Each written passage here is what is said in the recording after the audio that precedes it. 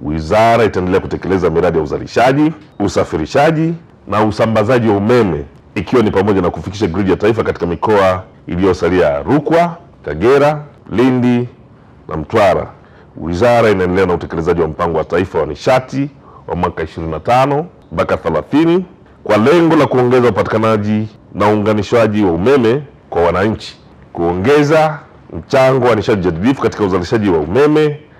na ushiriki wa sekta binafsi katika maendeleo ya sekta ya nishati, kuhakikisha upatikanaji wa umeme wa uhakika kwa maendeleo ya kiuchumi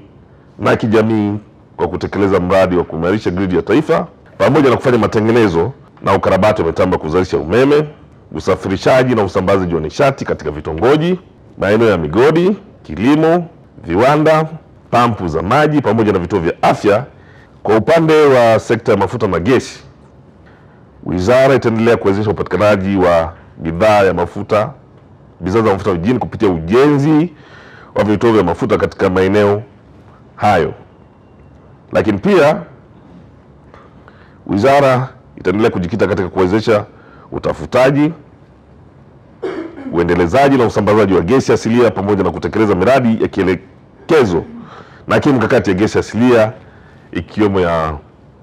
Mnazi Bay Kaskazini, Eyasi Wembere, mradi wa kuchakata na kusindika gesi asilia kwa kimiminika kule Lindi,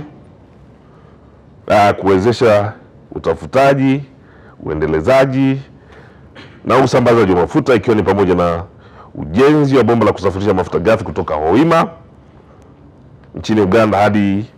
Chongoleani mkoani Tanga, kusimamia na kuhakikisha nchi inakuwa na uhakika wa upatikanaji wa bidhaa za mafuta, pamoja na kuimarisha matumizi ya gesi asilia iliyoshindiliwa katika vyombo vya moto kwa kuwezesha katika mkoa wa Dar es Salaam na mkoa